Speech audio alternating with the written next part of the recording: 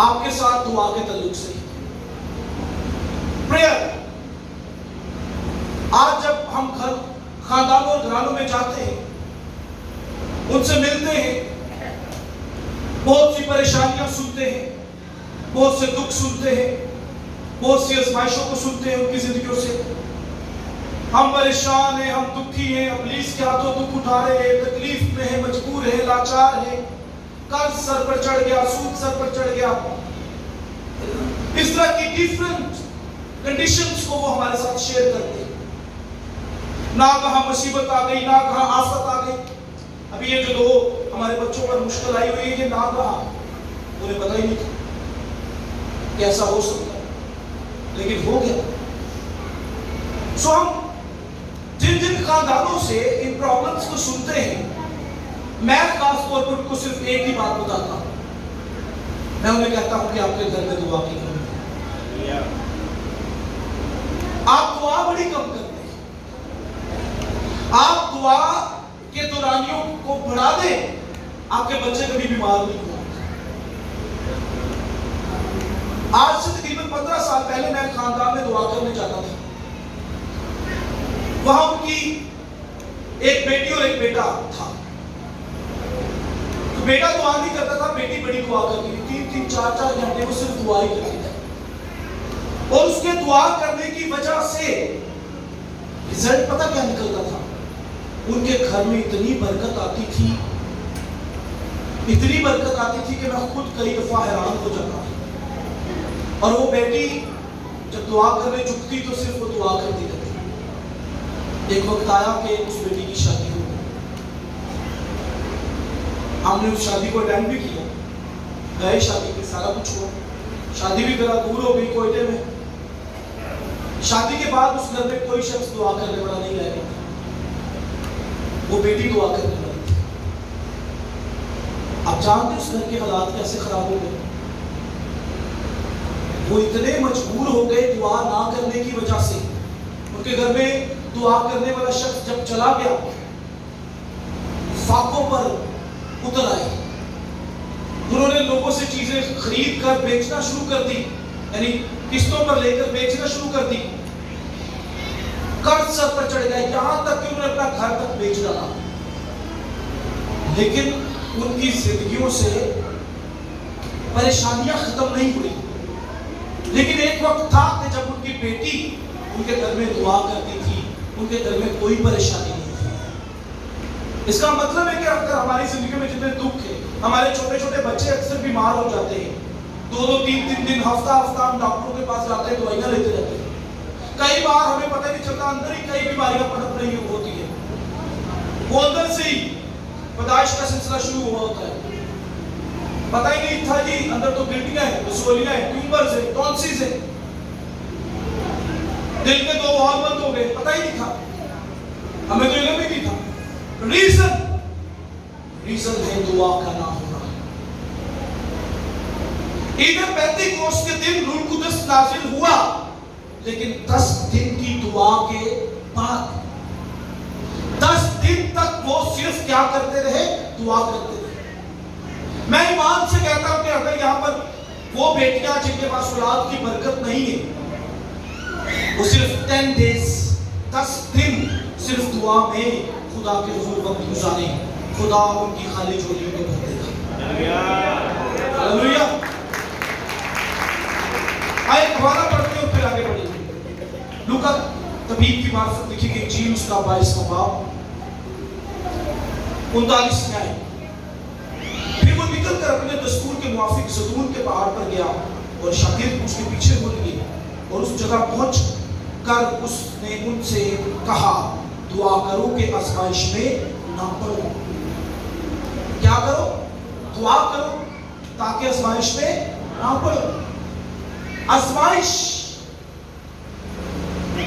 में जब इंसान पड़ता है तो मुख्तलिफ किस्म की परेशानियां, मुख्तलिफ किस्म की मुसीबतें, मुख्तलिफ किस्म के दुख उसकी जिंदगी में आते हैं। लेकिन दुआ वाहिद हल, आप आजमाइशों से निकल सकते हैं।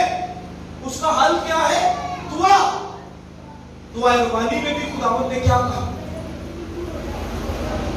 कि अगर तुम मेरी मर्जी को पूरा करोगे तो आजमाइश में नहीं पड़ोगे। अगर उसकी मर्जी को पूरा करें, और उसकी मर्जी क्या है? दुआ करो। आज हम दुआ ही नहीं करते। जॉन वेस्ले का नाम सुना है आपने किसी? जॉन वेस्ले, ये बिली ग्राहम का समय में उस्ताद था।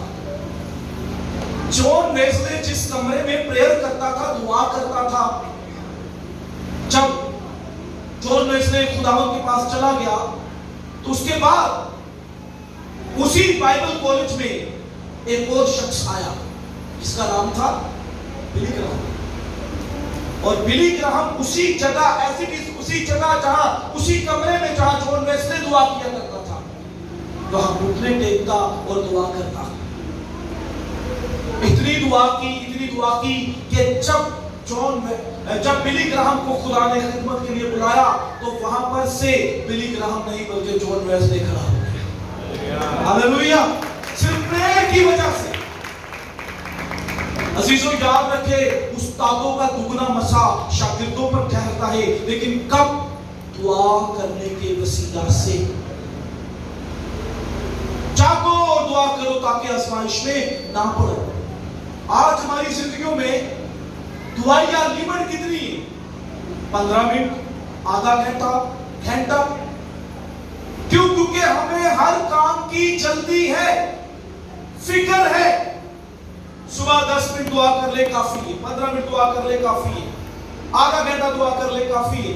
नहीं अजीजों, हमने अपनी जिंदगियों के अंदर दुनिया की बाकी तमाम चीजों से ज्यादा जिस चीज को वक्त देना है वो है दुआ। दुआ ज्यादा करें। चलते फिरते हुए, सफर करते हुए, खाते पीते वक्त सिर्फ क्या करे? प्रेयर करे, दुआ करे, दुआ में खुदा के हुजूर झुके, ताकि खुदावंद अपना जलाल आपकी जिंदगी में जाहिर करे।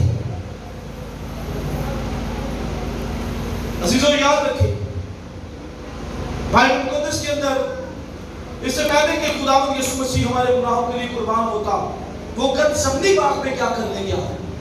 दुआ करने गया। उसने दुआ की। ईद पेंतिकोस्त के दिन शागिर्दों ने क्या किया?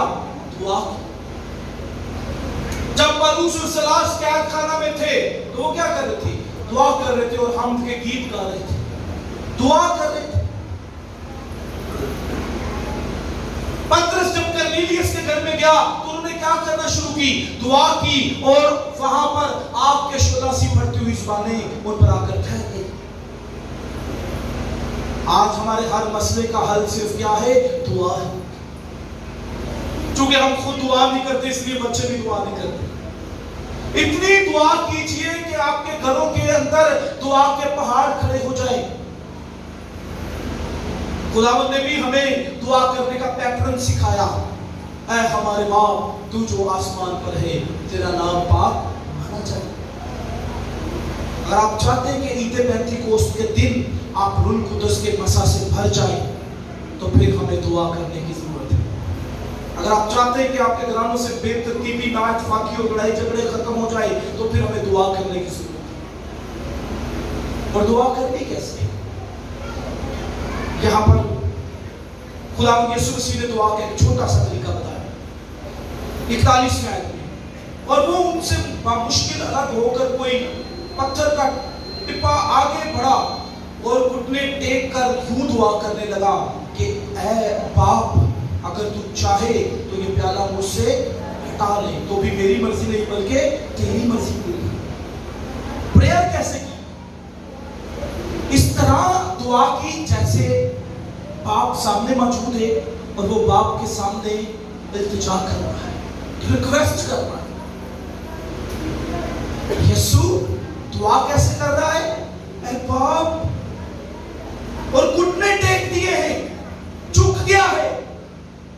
आज जब हम दुआ करते हैं तो अपने करीब खुदावंद की हजूरी को महसूस करते हैं कि सिर्फ दुनियावी समझ और सोच के साथ ही दुआ कर लेते हैं।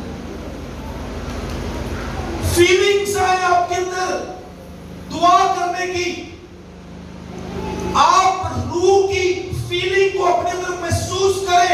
जब आप दुआ करने लगे हैं, दुआ करते वक्त अपने तमाम उन हालातों को इस तरह से पेश करें जैसे एक बेटा अपने बाप के सामने अपनी सारी परेशानियां शेयर करता है। बाप सुनता है। लेकिन आज का चर्च ऐसी दुआएं करने वाला चर्च नहीं रह गया, क्योंकि आज के चर्च को हर काम में तेजी पड़ी हुई है, कहमी है, जल्दी है, जल्दी से ये काम हो जाए, जल्दी से वो काम हो जाए, जल्दी से मेरे मसले हल हो जाए, जल्दी से मैं शिफा पा जाऊं, जल्दी से मेरी मुश्किलात खत्म हो जाए। अजीजों, घुटनों के बल होकर दुआ करें, रूम में दुआ करें, कई कई घंटे दुआ करें, फिर देखें खुदा आपकी जिंदगी में कैसे काम करता है। आज अगर कोई रूह कुदस के बपतिस्मा से खाली है तो रीजन क्या है? उसकी दुआया जिंदगी थी, उसकी जिंदगी में दुआ की कमी है। इस वजह से उसे पाक रूह की कुव्वत और कुदरत छू नहीं रही। अगर आप चाहते हैं कि आप उसके मसा से भर जाएं, तो फिर आपको दुआ करने की जरूरत है। इस प्रेयर कन्वेंशन में अपने साथ जिस बात को आप लेकर जाएं वो है दुआ, क्योंकि दुआ आपको कुव्वत देगी, दुआ आपका ईमान बढ़ाएगी, दुआ आपको मजबूत करेगी, दुआ आपके टखनों को मजबूत कर देगी, घुटनों को मजबूत कर देगी कि आप उसके हुजूर घुटने टेक सके, झुक सके। दुआ आपकी जिंदगी से शक को खत्म करेगी, दुआ आपकी जिंदगी से गैर मबूदों के असर को खत्म करेगी, दुआ आपकी जिंदगियों से जादूगरी के असर को खत्म करेगी, दुआ आपकी जिंदगियों से बाप दादा की बदकारी के गुनाहों को खत्म करेगी। क्योंकि जैसे जैसे आप दुआ में मूव करते चले जाएंगे, वैसे वैसे खुदा की हुजूरी का इन्फ्लुएंस आपकी जिंदगी में काम करता जाएगा। मूसा 40 दिन और 40 रात पहाड़ पर दुआ कर रहा है, और जब दुआ कर रहा है तो जलती हुई झाड़ी को देखता है और उसके करीब चला जाता है। वो कह रहा है झाड़ी तो जल रही है लेकिन भस्म नहीं हो रही। क्यों? क्योंकि उस झाड़ी में रूह कुदस की आग लगी हुई थी। हालेलुया! रूह कुदस की आग, रूह कुदस की तपश, रूह कुदस की आग की तपश लोगों को जलाती नहीं है, बल्कि लोगों को रूह से ममनून कर देती है, रूह के मसा से भर देती है। आज हमने भी इसी तरह से दुआ करनी है, इसी तरह से खुदा के हुजूर झुकना है और उसे पुकारना है। इस्राएलियों के खिलाफ अमाली की जंग करने आए, मूसा अपने हाथ उठाकर दुआ करता और इस्राएली जीतते। इसका मतलब है दुआ एक ऐसी चीज है जो आपको फतह से बढ़कर गलबा देती है। सिर्फ दुआ करने की वजह से, जब आप दुआ करते हैं। इसलिए मैं आपको सिर्फ आज कलाम की जो एडवाइस देना चाहता हूं वो यही है कि आप प्रेयर करना शुरू करें, दुआ करना शुरू करें। दुआ के मामले में किसी से कंप्रोमाइज ना करें। जब दुआ का वक्त है तब दुआ करनी है, और दुआ के लिए फिक्र मत रहा करें कि मेरी ये दुआ का टाइम है, इस वक्त मैंने खुदा के हुजूर झुकना है, मैंने पुकारना है। फिर देखिए खुदावंद आपको कैसे बरकत देता है। सब दुआ करेंगे। रवायती दुआ नहीं चाहिए, मुझे मजहबी दुआ भी नहीं चाहिए। ऐसी दुआ जो रोज कर ली, ठीक है जी, ये तो फिर मैंने कर लिया है, ओके। दुआ का मतलब है रूह का रूह के साथ कनेक्शन। हालेलुया! जब आप दुआ कर रहे हो आप जमीन पर नहीं, आप आसमान पर हो। कहां पर हो? आसमान पर। आप जब दुआ कर रहे हो आप रूह के बहाव में इतने खो जाए कि आप दुआ के वक्त आसमान पर पालूस रसूल को देख रहे हैं, पतरस रसूल को देख रहे हैं, रसूलों को देख रहे हैं, सेंट्स को, मुकद्दसीन को देख रहे हैं। फिर पता चलता है कि आप दुआ कर रहे हैं। पेतमस के जजीरा में जब यूहन्ना रसूल दुआ करता था तो वो रोया में आसमान पर चला जाता। आप जब दुआ करते हैं रोया में जाते हैं आसमान पर? कहां जाते हैं? दुआ करते वक्त शायद ध्यान किचन की तरफ है। दुआ करते वक्त ध्यान शायद इस बात की तरफ है 10 मिनट और दुआ करनी, उसके बाद मेरा फेवरेट ड्रामा शुरू हो जाना है।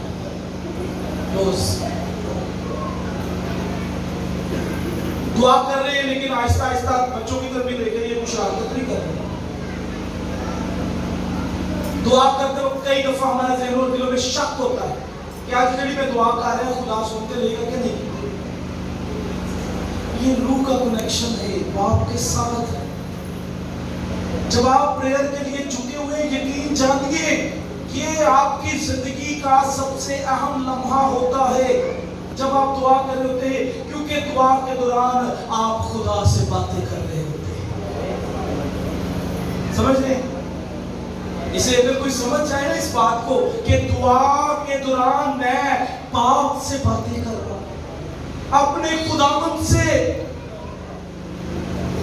दुनिया के बादशाहों से बात करना आसान है, दुनिया के वजीरों मशीरों से, दौलतमंदों से बात करना आसान है, लेकिन ये हमारे लिए इज्जत और ऑनर की बात है जब हम अपने खुदावंद यीशु मसीह के साथ बात कर रहे हो। उसके साथ बात करने का लुत्फ ही अलग है, अंदाज ही अलग है। आप उसके हजूर झुके हुए हैं और आप उसको पुकार रहे हैं। दाऊद ने सूर 4 में कहा, और तू मुझे पुकारेगा तो मैं तुझे जवाब दूंगा, क्योंकि मैं तेरी सदाकत का खुदा हूं। और दाऊद की दुआया जिंदगी का एक दिन पता कैसा था? हर एक दिन 7 टाइम्स प्रेयर करना, 7 दफा दिन में दुआ करता था, खुदा के हजूर झुकता था। आज हमारी जिंदगियों की दुआया कंडीशन कैसा है हमें पता है। अजीजों, अगर आज आप चाहते हैं कि आप रूह कुदस के मसा से फैल जाए, तो फिर आज आप ऐसे दुआ करें कि आप जमीन पर नहीं, आप आसमान पर हैं। इस तरह से दुआ करें कि आपको नजर आए कि आपके इर्द गिर्द एंजल्स हैं। आज भी जब हम दुआ शुरू करने लगे तो यहाँ से फ्रेश फूलों की महक आना शुरू हो गई। ये कई दफा होता है इस चर्च में, शायद बाकी चर्चेस में भी होता होगा, लेकिन चूंकि हम यहाँ ज्यादा टाइम स्पेंड करते हैं और रोंगटे खड़े होना शुरू हो जाते हैं। किसी के यहाँ पर कभी हुए रोंगटे खड़े वर्शिप के दौरान या दुआ के दौरान? ऐसे होता है। क्यों? क्योंकि यहाँ पर खुदा की हजूरी मौजूद है, वो यहाँ मौजूद है। हालेलुया। सो आज हम भी रूह के इसी मसा से दुआ करेंगे और रूह के मसा से बचेंगे। लास्ट पर जब मैं प्रेयर करूंगा, हम सब इस तरह से दुआ करेंगे कि खुदा का रूह आज हमारी जिंदगी में जुम्बश करता हुआ नजर आए। कितने लोग हैं जो होली बैप्टाइज चाहते हैं आज हमारी जिंदगी में पाक रूह का बपतिस्मा हो जाए? हालेलुया। आप गैर ज़बान में बोलिए, गैर ज़बान में दुआ करें। कितने लोग हैं? रेडी है सब? Praise the Lord. सो खुदावंद आज आपको इस कलाम के वसीला से बरकत दे। अभी जो मैं लास्ट प्रेयर करूंगा उस दौरान हम इस तरह से दुआ करेंगे कि हम जमीन पर नहीं बल्कि हम आसमान पर हैं। खुदावंद आज के कलाम के वसीला से